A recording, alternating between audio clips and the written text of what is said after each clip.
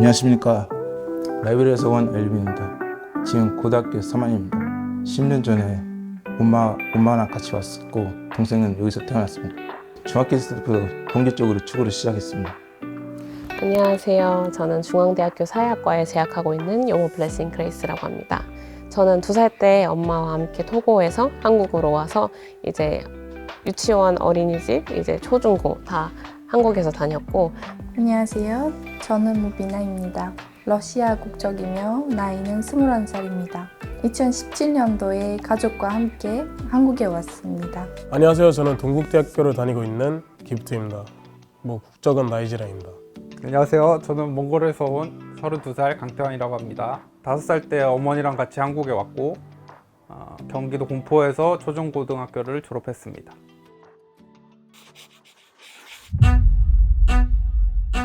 저는 이제 한국에서 태어났고 정확히 언제부터인지는 모르겠지만 아마 어릴 때부터 불법 체류자로 살아왔던 것 같습니다. 제가 그거 알았을 때가 아마 그 3학년 때, 초등학교 3학년 때 아버지가 이제 불법 체류자로 잡혀갔었어요. 중학교 때 친구랑 싸우게 되었는데 그 친구의 부모님께서 이제 경찰을 부른다고 하셔가지고 이제 저희 담임 선생님께서 너가 이제 경찰까지 오게 되면은 한국에서 쫓겨날 수 있다 이러는 식으로 말씀을 하셨고, 그래서 그때 이제 처음으로 인지를 하게 됐어요. 제가 체류 자격이 없다는 것을. 그때 이제 그때 이후로 원래 좀 활발한 성격이었는데 그때 이후로 이제 좀 소심하게 변한 것 같고 말수도 줄어들고 이제 조용해졌던 것 같습니다. 선수 등록할 때는 비자 때문에 외국 등록증이 없어가지고 좀 어려웠는데 이제 감독이나 얘기해가지고 피파에 먼저 이름을 넣고 축구센터에 지원할 수 있게 되었습니다. 많은 것들 좀 힘들었어요.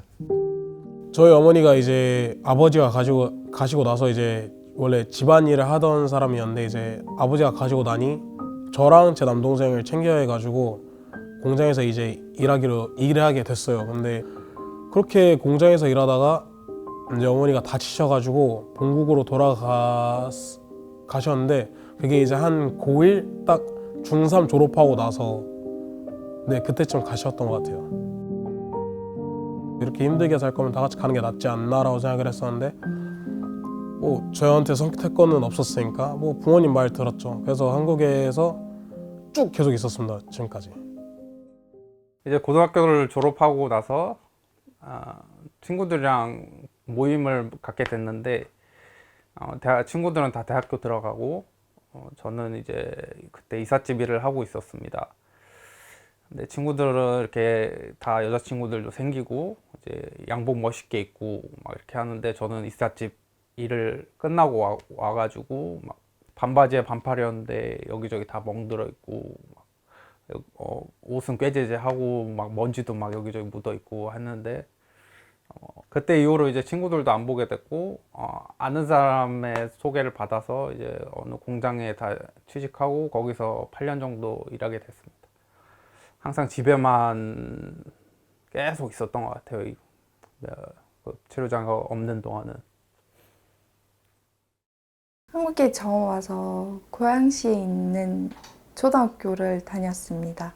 거기 초등학교를 마치고 고양시에 있는 중학교 다니면서 1학년을 마치고 다음에 광주광역시로 이사 가게 돼서 거기서 중학교를 마쳤습니다. 그리고 거기에 있는 고등학교 들어가서 1학년까지 마치고 다음에 대구광역시로 이사 오게 됐습니다. 특성화고등학교를 다니고 있었는데 특성화고등학교 전학을 하려고 했는데 너무 어려워서 안 된다고 했습니다. 학교에서.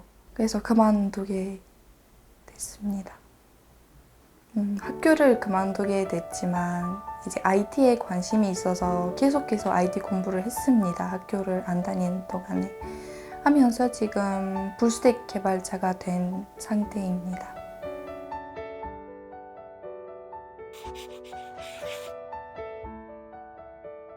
구제 대책을 신청하게 됐고 심사 기간을 3개월 동안 거쳐서 이제 비자를 받게 되었습니다. 이제 고등학교 3학년 때 디포 비자로 바꿔서 바꾸는 과정이 이제 대학 원서를 쓰는 과정이었는데요. 이제 아이디 카드가 나오기 전에는 전에 넣었던 대학교들이 몇 개 있는데 그때 넣었던 대학교들은 다 떨어지고 이제 그 디포 비자가 나오고 나서 이제 넣었던 대학교들이 다 붙어서 그 중에서 중앙대학교를 선택해서 잘 다니고 있습니다.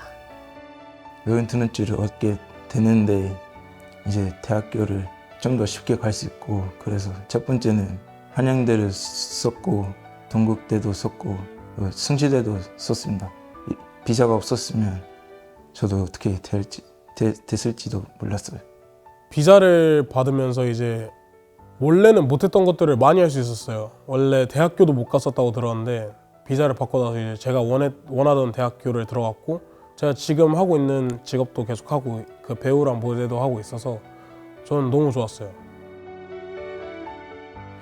구제 대책이 있다는 것을 알기 전까지는 너무 이제 막막하고 희망이 없다는 느낌을 받았는데 구제 대책이 있다는 것을 알게 되었고 처음으로 좀 이제 희망이 보였던 것 같습니다. 비자를 받고 이제 처음으로 한 일은 건강보험공단에 가서 건강보험을 들고 핸드폰도 제 명의로 가입하게 되었습니다. 제가 제일 하고 싶었던 운전을 하기 위해서 이제 운전면허증에 도전하게 됐고 따게 되었습니다. 자유롭게 이동을 하고 여행도 다닐 수 있다고 생각하니까 다른 사람들이 보기에는 별것도 아닌 일처럼 보일지라도 저는 진짜 너무 좋았던 것 같아요. 지금 사회학과를 공부하고 있는데 되게 잘 맞는 과인 것 같아서 되게 잘 하고 있고 또 교수님들과도 되게 소통도 잘 되고 공부를 열심히 해서 이제 계속 그 입학 후부터 지금까지 계속 장학금을 받고 있고 저번 학기까지는 계속 전액 장학금을 받고 있었고요. 안산 FC에서 축구 경기 리그 8강을 했고 우승해가지고 기분 완전 좋았습니다. 대학교 졸업하면 한국 프리리그에서 뛰고 싶고 자랑스럽게 축구를 하면서 저의 꿈을 이루기 위해서 열심히 할 겁니다. 대학교를 2년 동안 다니고 취업 준비를 하게 되었는데 지역 특화형 비자를 알게 돼서 이제 전북까지 내려와서 취직하게 되었습니다. 회사가 이제 특장차를 해외에 수출하는 회사이고 그거에 대해서 저도 큰 기여를 하고 싶은 마음이 있고 개발자로서 전북에서 5년을 일하게 되면 영주권을 받을 자격이 주어진다고 들었고요. 영주권을 받고 이제 귀화까지 하는 게 제 목표입니다. 법무부에서 한국에서 오래 살면 학생 비자를 줄 수 있다는 얘기를 들어서 출입국 가서 신청하려고 했습니다. 신청하려고 했는데 동생들은 학교 다니고 있어서 쉽게 신청할 수 있었고 저만 해당이 안 된다고 학교를 안 다녀서 해당이 안 된다고 해서 신청도 못했습니다.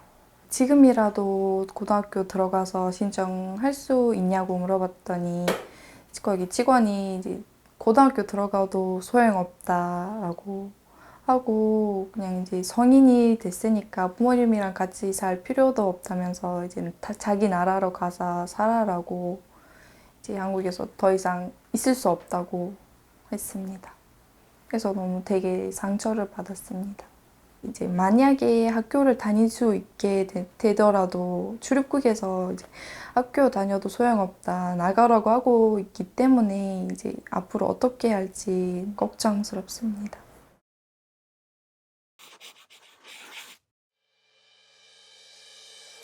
어우, 이거는 제 인생을 180도 돌렸어요. 그러니까 원래는 할 수 없었던 모든 일들을 지금 다 할 수 있는데 솔직히 전 이 대책은 너무 마음에 들어요. 진짜 너무 좋은데 이게 또 없어진다고 하니까 살짝 저보다 어린 동생들이 그걸 못 누린다는 게 솔직히 좀 아쉬운 것 같아요. 진짜 아쉬운 것 같아요.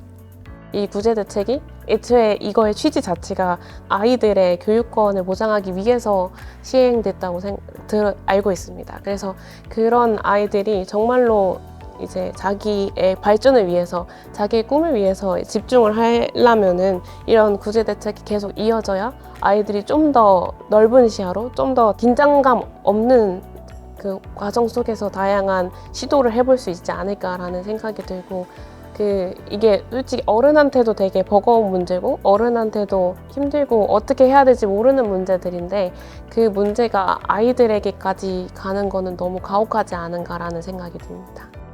학생들에게 비자 주는 제도가 내년 3월까지라고 알고 있는데 끝나지 않고 계속 했으면 좋겠습니다. 사람들한테 기회를 주고 계속 됐으면 좋겠습니다. 다른 친구들도 저처럼 자기의 꿈을 이룰 수 있었으면 좋겠다고 생각합니다. 꼭 외국인들과 더불어 살 수 있는 한국이 됐으면 좋겠습니다.